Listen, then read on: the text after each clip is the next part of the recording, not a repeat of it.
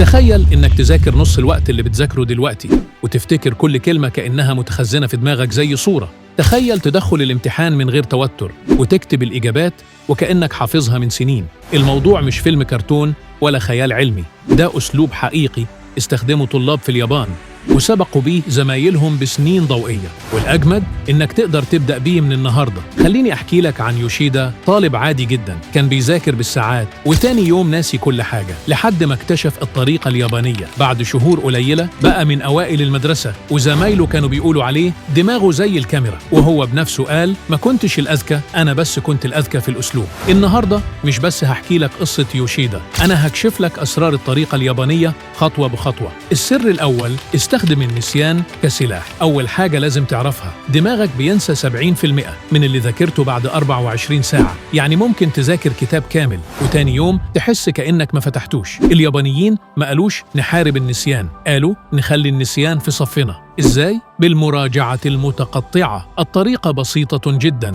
النهاردة ذاكر الدرس، بكرة راجعه بسرعة، بعد 3 أيام راجعه تاني، بعد أسبوع مرة رابعة، بعد شهر آخر مرة. كل ما الفترات تبعد دماغك يبعد إشارة. المعلومة دي مهمة، لازم نخزنها في الذاكرة الطويلة، والنتيجة بعد أسبوعين أنت فاكر 90% من اللي ذاكرته. طيب هل المراجعة بس كفاية؟ لا، اليابانيين عندهم أسلوب اسمه التعلم النشط. بدل ما تقرأ زي روبوت، جرب اسأل نفسك أنا فهمت إيه من اللي قريته. اشرح بصوت عالي كأنك بتشرح لزميلك. اكتب سؤال وجاوب عليه من دماغك من غير ما تبص. ليه؟ لأن دماغك لما يحاول يسترجع المعلومة بنفسه بيربطها روابط أقوى 10 مرات من مجرد إعادة القراءة. فيه طالب ياباني لقب بالآلة الحاسبة البشرية، مش لأنه أذكى واحد، لكن لأنه دمج بين المراجعة المتقطعة والتعلم النشط. النتيجة بقى أسطورة بين زمايله. ركز معايا، العقل بعد نص ساعة بينزل تركيزه حوالي 40%. يعني قعدتك بالساعات مش بس مرهقة، دي كمان مضيعة وقت. الحل قعدة 25 دقيقة، 25 دقيقة تركيز كامل، بعدها 5 دقايق راحة، بعد 4 جلسات بريك 20 إلى 30 دقيقة. بالطريقة دي هتذاكر أقل وتفتكر أكتر. أكبر كذبة في حياتنا التعليمية، كل ما تذاكر أكتر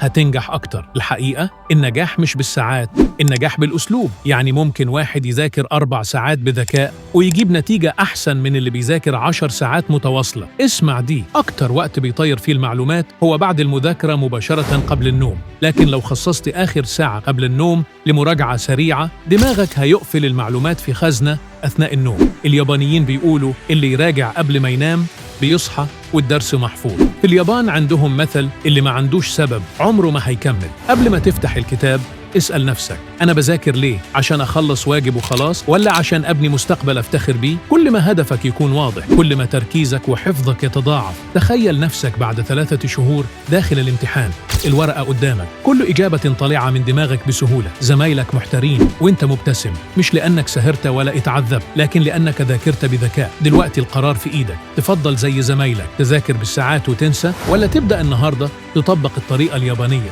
وتسبق الكل؟ ابدأ بخطوة صغيرة، جرب قاعدة 25 دقيقة النهاردة. ولو حسيت إن الفيديو لمس قلبك اعمل لايك واشترك في القناة وشارك الفيديو مع صديقك اللي محتاج يغير طريقته، واكتب لي في الكومنت ايه أول سر هتجربه. وخليك فاكر، النجاح مش صدفة، النجاح اختيار.